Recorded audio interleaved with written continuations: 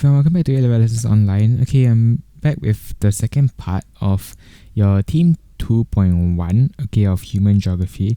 Looking at your development theories, okay, we have already covered core periphery model in the previous video. Okay, if you've not already checked it out, okay, I'll leave a link in the top right corner of the screen.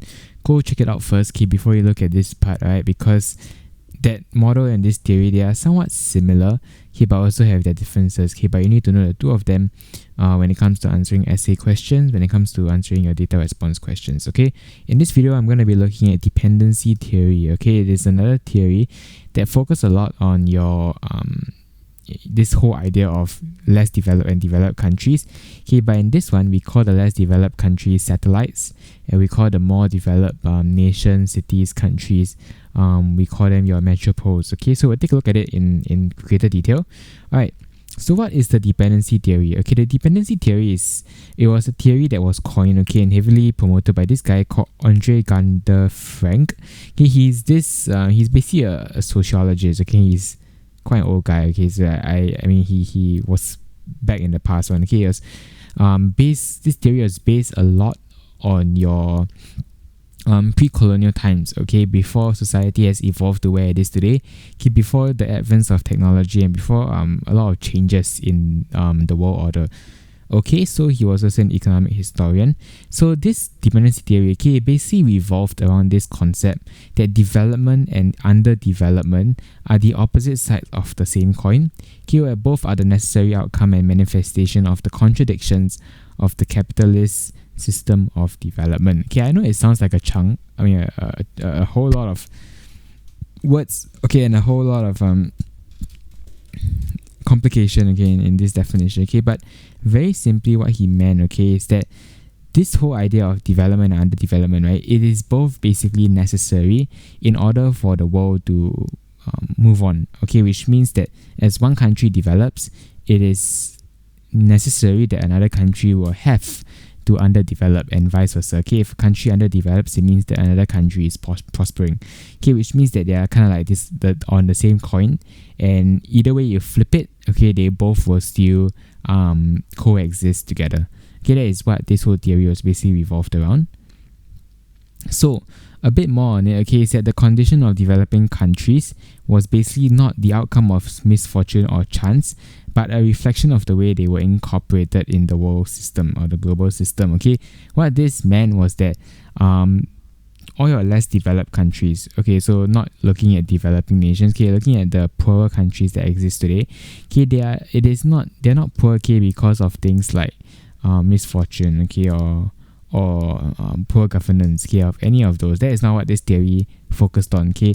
This theory focused on the fact that they are basically not integrating well with society, and they basically cannot match up to your developed nations, okay. That is why they were very, very poorly incorporated into the entire world economy, and hence when they lose out, that will result in them becoming underdeveloped.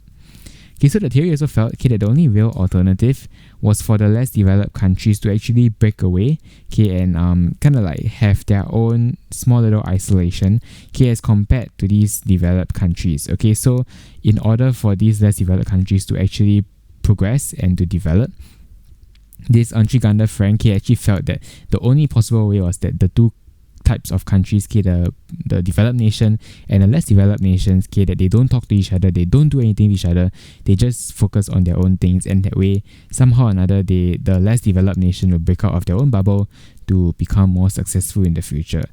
Okay, but what he wanted was that the two groups cannot merge, they cannot mix with each other, because if they do that, then chances are is that one will perform well, the other will underperform.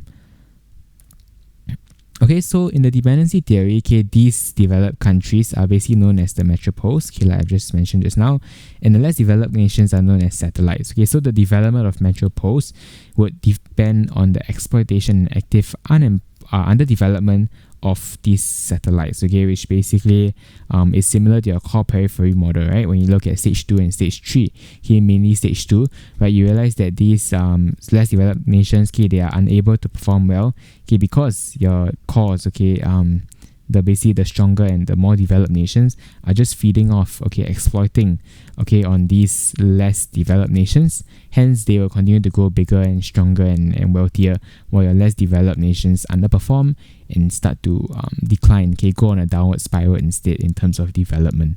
So this is a very interesting picture, that I actually found online.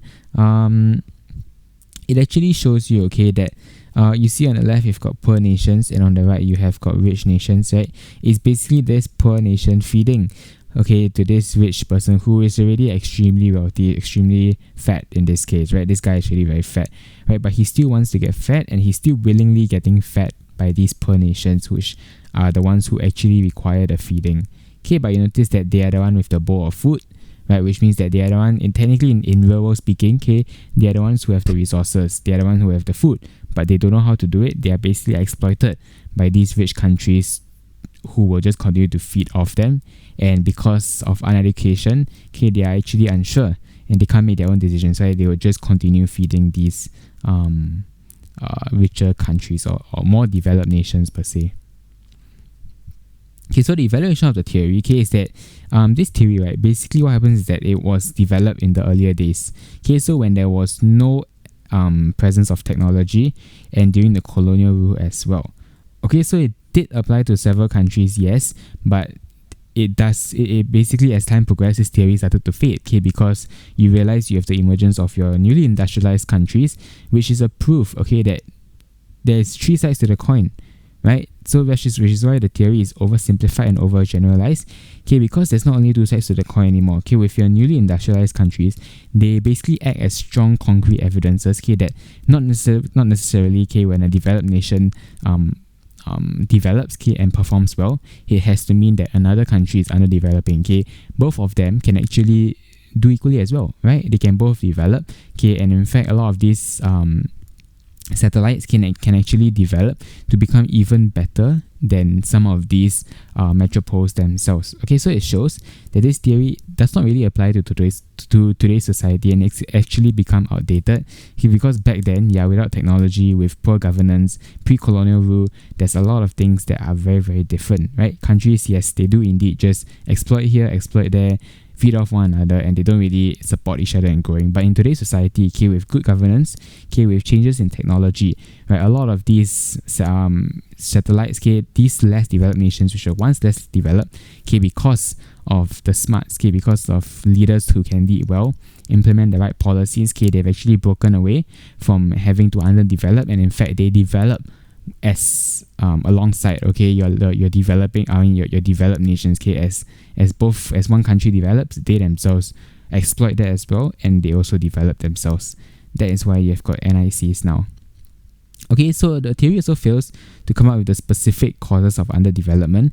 So it only blames the fact that all these satellites are underdeveloping because of your metropoles. But it does not state any other possible causes that could be the fundamental cause. For instance, poor governance in your less developed countries. That could be the reason why they're not even developing in the first place. So you cannot simply put, in this case, A to B and just say that, because of A, hence B. Right? There's actually a lot of other factors that you need to consider, which this theory is actually neglected and has not actually taken into account. So you have to go ahead and look at those factors as well. And so overall, it is basically a very unrealistic theory that is not realistic and not applicable in today's society. I think it's very obvious that this is already a very highly flawed theory. There isn't exactly say much positive to it, right? Except that maybe it was very, very applicable last time.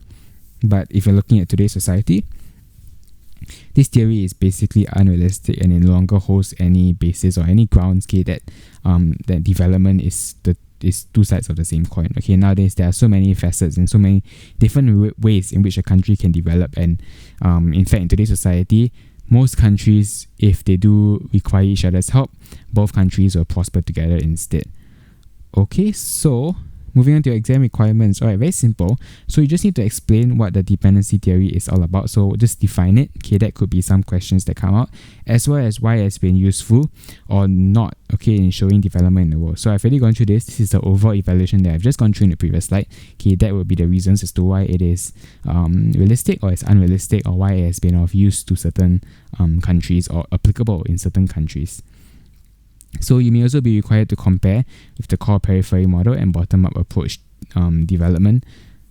So just go and check out those videos as well. Okay, I'll be doing bottom-up approach after this video, so not to worry, that one I'll go through very soon. Okay, but go and look through your core periphery model if you're still unsure on what it is, because that model is also very, very interesting.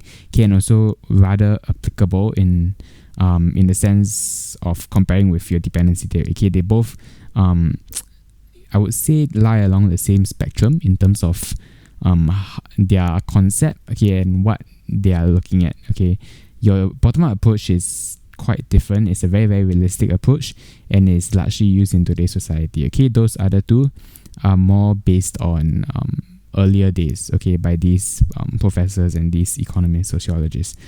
Okay, so go check it out as well, your core periphery, and that is actually all I have for dependency theory. It is quite understandable, right? Just get the concept that they're basically he just wants to get across the point that under development and development are two sides of the same coin, and you should be able to get it.